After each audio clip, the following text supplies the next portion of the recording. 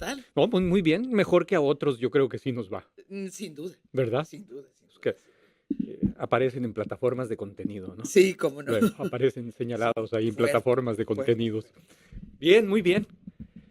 Ahora con un tema, que, pues, tenía duda, por eso le pregunté ayer si lo habían abordado, porque salió hace cosa de una semana. Y es un análisis de coyuntura que hace una consultora muy acreditada a nivel nacional que se llama Integralia. Ujú.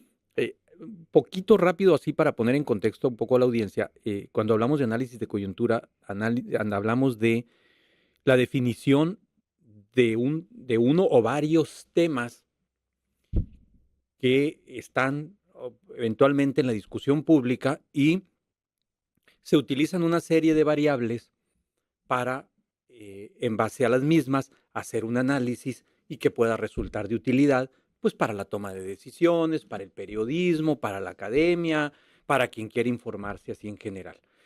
Eh, este análisis que hace Integralia lo titula 10 riesgos políticos para 2025. Ujú. Y vamos a tratar, lo que nos da, a ver si podemos ir viendo uno por minuto en los 10 minutos que Venga. tenemos.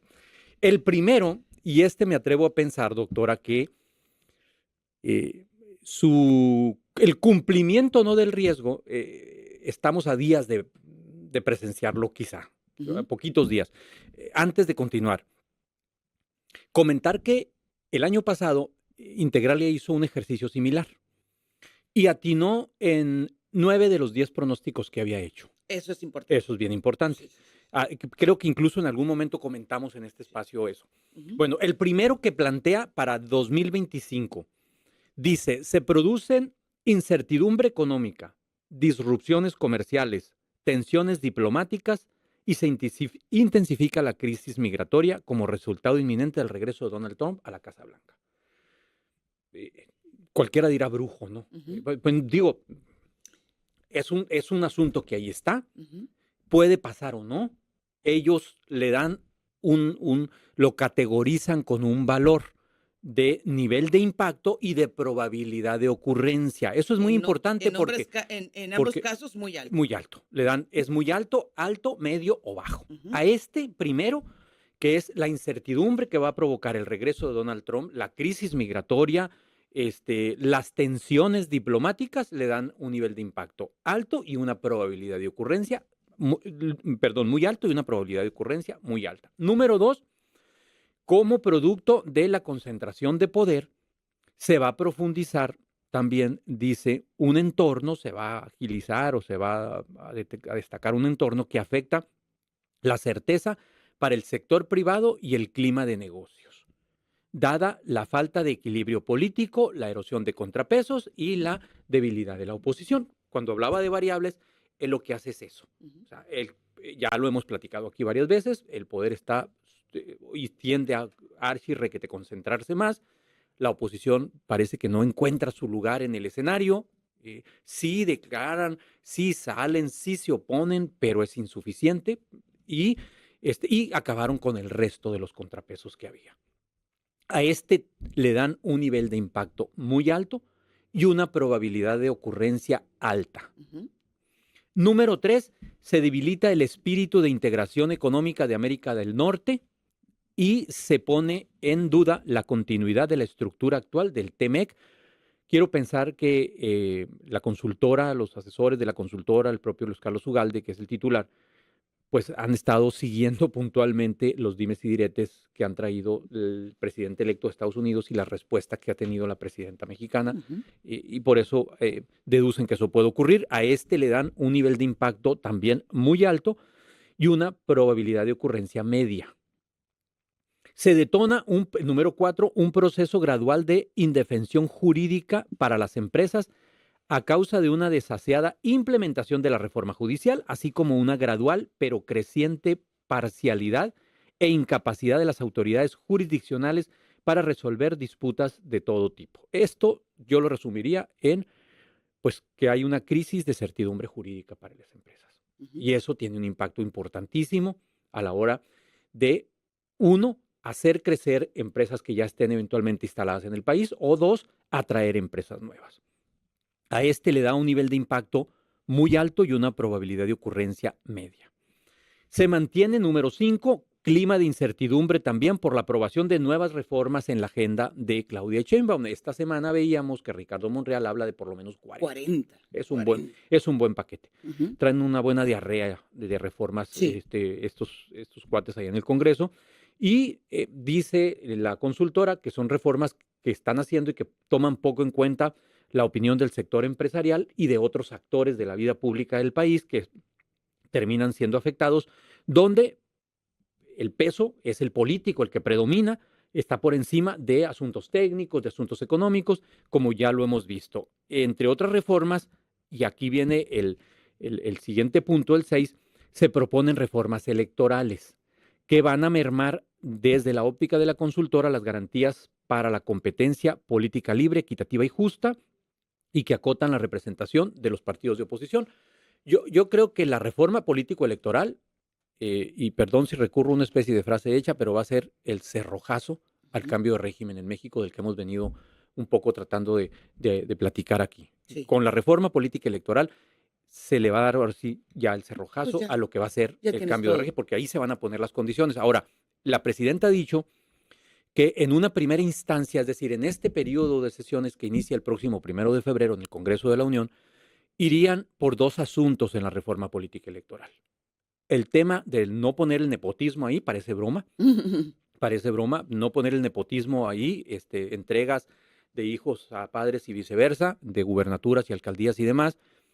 Y el otro asunto tendría que ver con la no reelección de alcaldes. Al parecer ahí al interior de Morena como que hay dudas en ese sentido.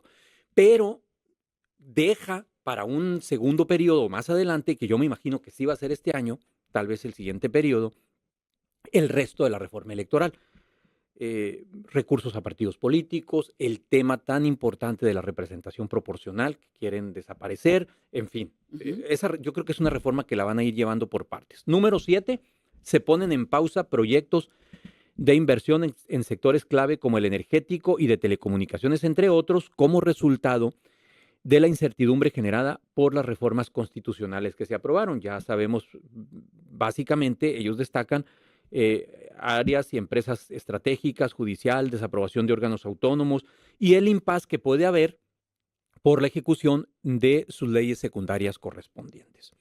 Número 8, aumentan enfrentamientos violentos, o sea, la violencia, la inseguridad no podía quedar fuera de este Ujú. análisis, como resultado de fracturas internas de grupos del crimen organizado y la implementación de una estrategia de captura de liderazgos, lo cual dificulta el traslado de bienes por carretera y la operación de MIPYMES en algunas regiones del país. En Sonora sabemos muy bien de qué se trata ese punto número 8. Sí, que también no lo podemos No, descontextualizar de la llegada de Trump. no, tampoco, no lo Sí. podemos dejar de lado. Número 9, el gobierno propone una mala reforma fiscal para aumentar la recaudación, ya sea una reforma integral o por medio de ajustes sectoriales como resultado de finanzas públicas limitadas y la necesidad de seguir financiando los proyectos y programas prioritarios del gobierno, que ya sabemos cuáles son, todo lo que tiene que ver con programas sociales, que además ahora tienen un incremento con la presidenta actual, y las grandes obras que están pendientes y que siguen siendo un resumidero de dinero, ¿no? Dos Bocas, Tren Maya, refinerías, aeropuerto, etcétera.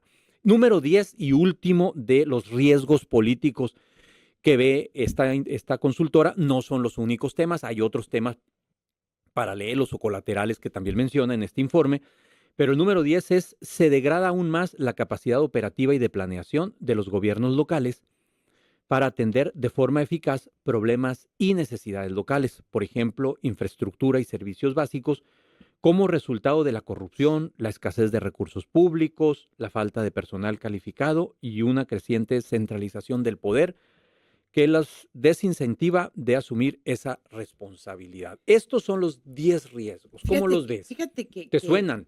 sí, totalmente, pero fíjate que a mí lo que me llama la atención, Ajá. cuando estaba revisando este material, precisamente es el último, El local, el que que le pone hace sí, énfasis en lo local. que le pone nivel Sí, de impacto medio. medio. No, me Yo también creo parece que no, muy alto que puede es ser. un, nivel de impacto más Yo alto también de creo. lo que está considerando la consultora, ¿por qué?